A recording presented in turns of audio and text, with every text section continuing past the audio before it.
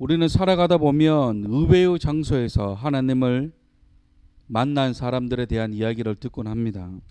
가끔 간증을 통해 신앙을 고백하시는 분들의 이야기를 들으면 어떨 때는 정말 영화 같은 이야기 가될 때도 있고, 또한 때로는 신기하리만큼 놀라울 때도 있습니다. 오늘 말씀을 준비하면서 뜻밖의 장소에서 하나님을 만난 사람을 찾아봤습니다. 그 가운데 감리교 창시자인 존 웨슬리라는 사람이 있습니다. 이 존 웨슬리는 감리교의 창시자이자 영국의 종교 개혁자입니다. 그는 1703년 영국에서 태어나 성공의 주교인 아버지의 영향으로 어릴 때부터 신앙훈련을 잘 받았었습니다. 또한 영국의 명문 대학교인 옥스퍼드 대학교에서 동생인 찰리 웨슬리와 함께 혼탁하고 퇴폐적인 사회에서 엄격하게 규율을 지키며 사회 봉사 활동을 힘쓰기도 했었습니다.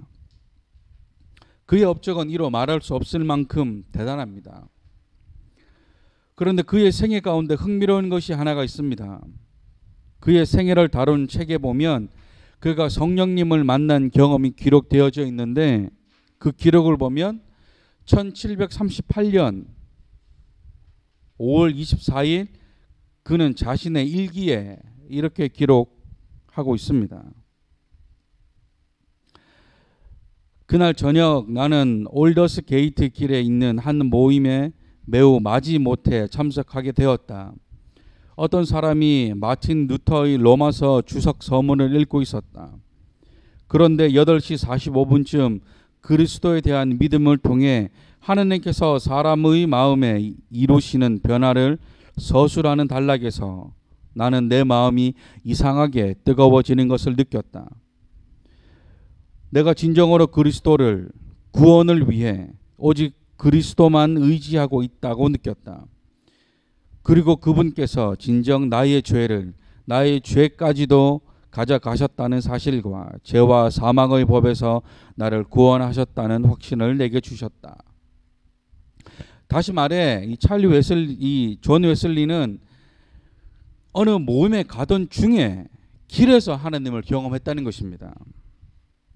정말 어떤 특별한 일이나 특별한 사건이 있었던 날이 아니라 그냥 모임에 참석하기 위해 가는 길에 하나님을 만났다는 것이죠.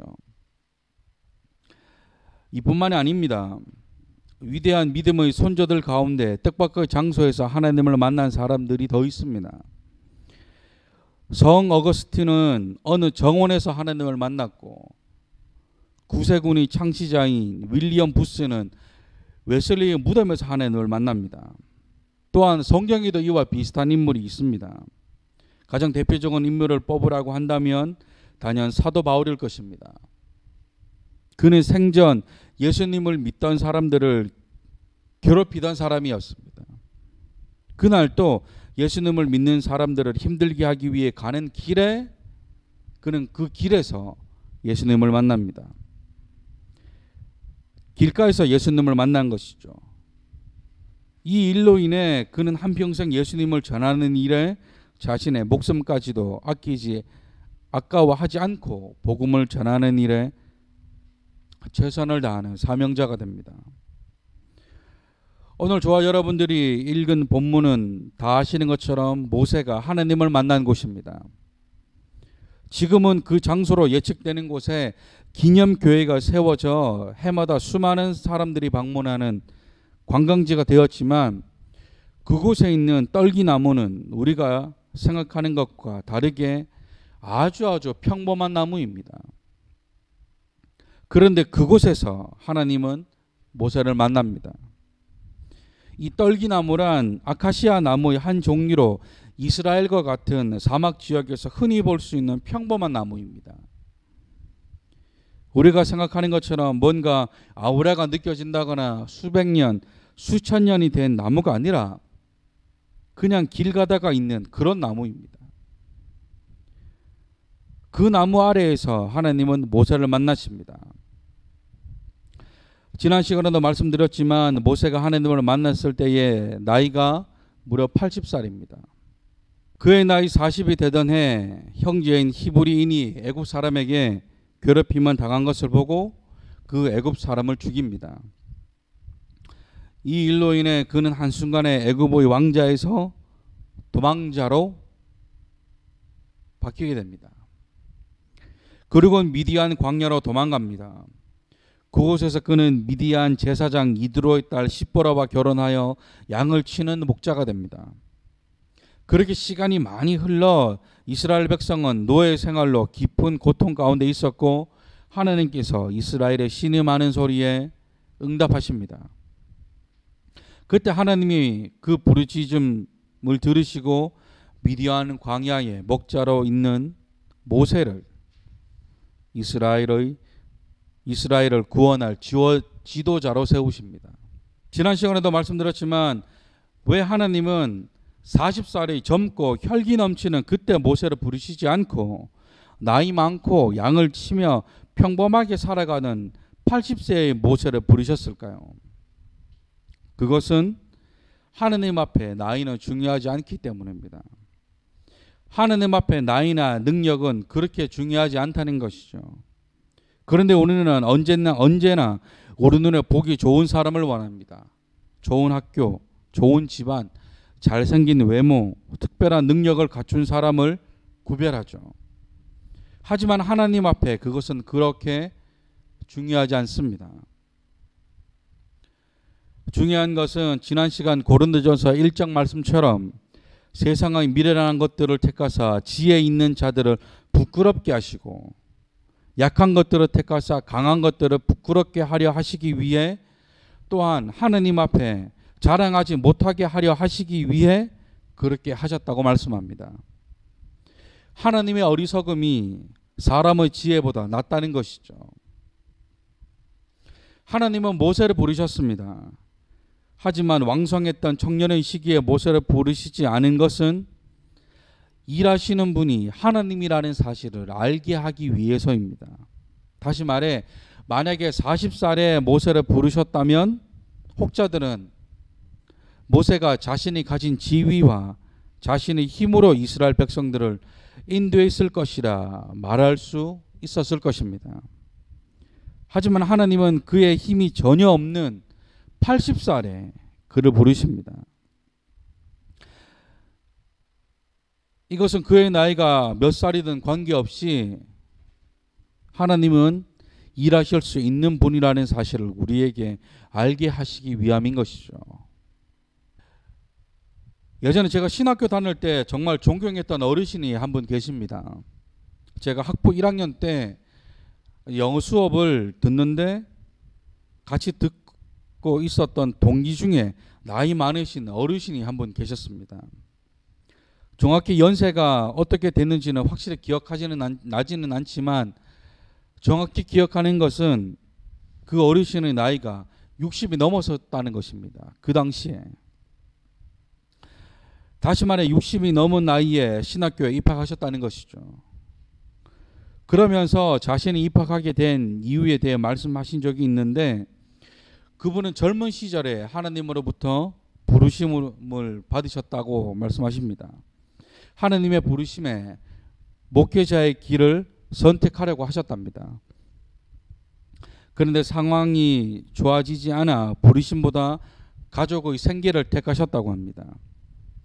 그러다 이제 시간이 많이 지나 삶도 안정이 되고 자녀들도 결혼해서 손주들도 있는 할아버지가 되었다고 말씀하십니다. 그러면서 하시는 말씀이 그때의 그 부르심에 응답하지 못한 것을 평생의 숙제처럼 가지고 계셨다는 것입니다. 하지만 비록 목회자는 못 되었지만 그동안 수많은 사람들을 전도했고 지금은 교회 장로가 되었다고 하셨습니다. 그런데도 늦은 나이임에도 하나님과의 그 약속을 지키기 위해 신학교에 입학하셨다는 것입니다. 아마 지금으로부터 한 15년 정도 훨씬 지났으니까 지금은 더 연세가 많으실 겁니다. 저는 그 어르신의 삶에 대한 이야기를 들으면서 정말 많은 생각들을 하게 되었습니다. 하느님과의 약속을 지키기 위해 이 늦은 나이임에도 불구하고 다시 목회자가 되려고 하시는구나. 또한 정말 하나님의 일하심은 사람의 나이에 국한된 것이 아니라는 생각을 하게 되었었습니다. 중요한 것은 꺾이지 않는 마음이라는 것이죠. 비전을 품고 마음의 사명을 갖고 열심을 다하는 사람을 하나님은 기억하셨다가 사용하신다는 것입니다. 사도 바울의 경우도 그렇습니다. 하나님께서는 예수님과 함께 했던 제자들도 사용하셨지만 그보다 하나님은 바울을 더 크게 사용하셨습니다. 다시 말해 하나님은 3년이라는 시간 동안 예수님과 함께 했던 제자들보다 예수 믿는 사람들을 잡아 죽이는 데 혈안이 되어 있었던 청년 사울을 더 크게 사용하셨다는 것입니다. 그 이유는 그에게는 열정이 있었다는 것입니다. 보세요. 사실 오늘 본문 말씀 가운데 등장하는 떨기나무는 그렇게 중요하지 않습니다. 정말 중요한 것은 저와 여러분들이 하나님을 만난 준비가 되어 있는지가 중요한 것이죠. 하나님을 만날 준비가 되어 있는 사람에게는 지금 우리가 서 있는 이곳이 떨기나무 아래입니다. 이곳이 하나님을 만나는 장소라는 것이죠. 하나님은 하나님의 사람을 사용하실 때 나이와 외모와 학벌과 집안 그 어떤 것도 보지 않으십니다. 하지만 하나님은 열심을 가진 사람을 찾으십니다. 그 열심이 우리 안에 있어야 한다는 것이죠. 하나님을 향한 열심이 있는 사람은 어느 곳을 가든 그곳이 떨기나무 아래가 됩니다. 사랑하는 성도 여러분, 하나님을 향한 열심이 저와 여러분들이 계신 그곳이 떨기나무 아래가 되기를 소망합니다. 또한 하나님께서 저와 여러분들에게 주신 그 비전을 다시 한번 기억하셔서 항상 하나님을 향한 열정이 식지 아니하시는 저와 여러분들이 되시기를 주님의 이름으로 축원합니다.